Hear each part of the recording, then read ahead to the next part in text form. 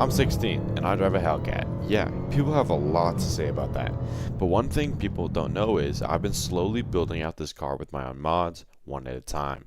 Some of them have changed how the whole car feels, and others have been kind of regretting.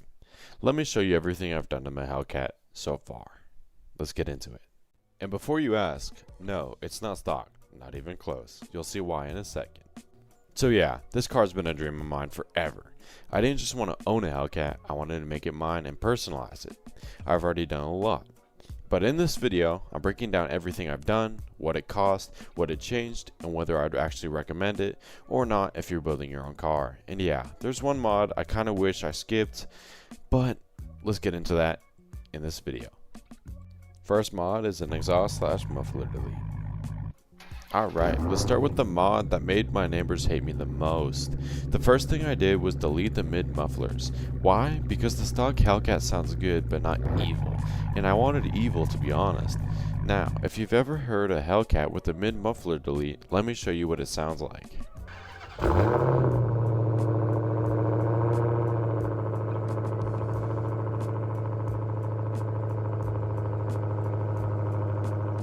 See, but here's the thing. This mod doesn't add horsepower, but it makes the car feel 100 times more alive.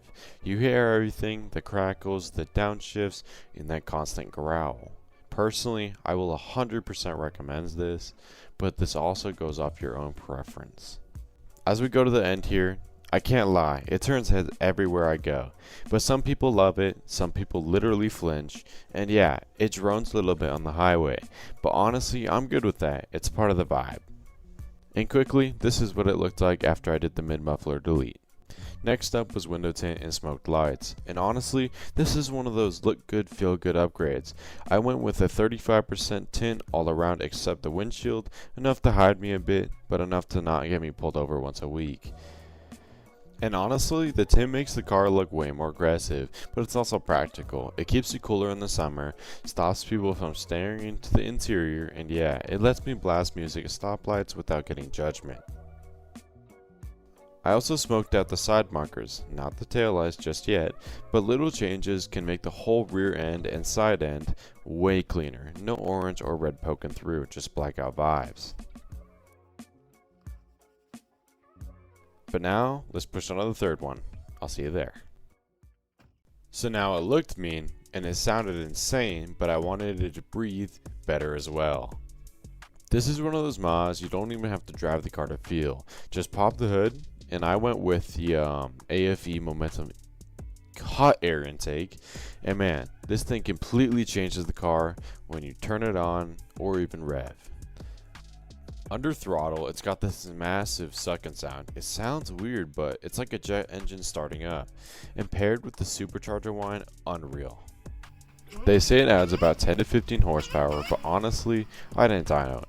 It sounds snappier, and it feels snappier, and it sounds insane, which is all I wanted. So I really couldn't care anymore for a dyno.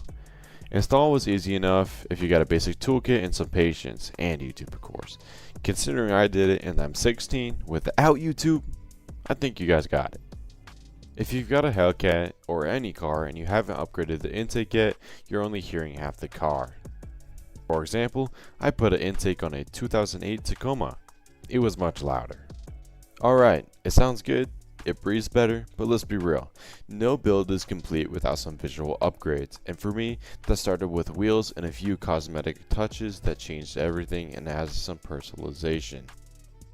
Even though I haven't changed the tires since I bought the car, I am looking to get bead locks, especially because of the look and the aggressive style.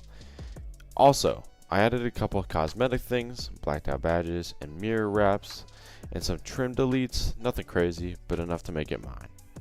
And finally, we have wheels and cosmetic upgrade stats. As we go to the end, one thing you have to think about is you could have 700 horsepower, but if you're not putting down the power, it's useless.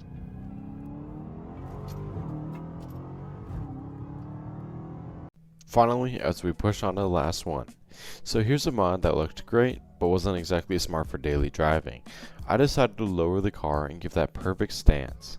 And yeah, it looked amazing for about a day, but after a minute you have to realize daily driving that isn't worth it. As much as this isn't as important, it is still something to talk about. But the minute I hit my driveway, it was basically over. I scrape almost everywhere now. Any speed bumps, forget about it. It's done. I literally plan routes to parking lots now. That's crazy. Not because of cops, not because of traffic, but because of the bumps. It's crazy. Going on to the stats.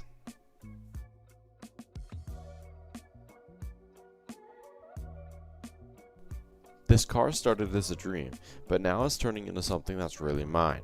From the exhaust, to the tint, to the intake, everything I've done has brought it closer to the vision I had the day I bought it. And I'm nowhere near done. There's a long list of things I still want to do, such as the bead locks, or cosmetics, or even badges. So, if you got mod suggestions, drop them in the comments. I'm always checking that stuff, or let me know if your favorite mod was in this video. I want to hear if you do different. And finally, Lance on Boost signing off.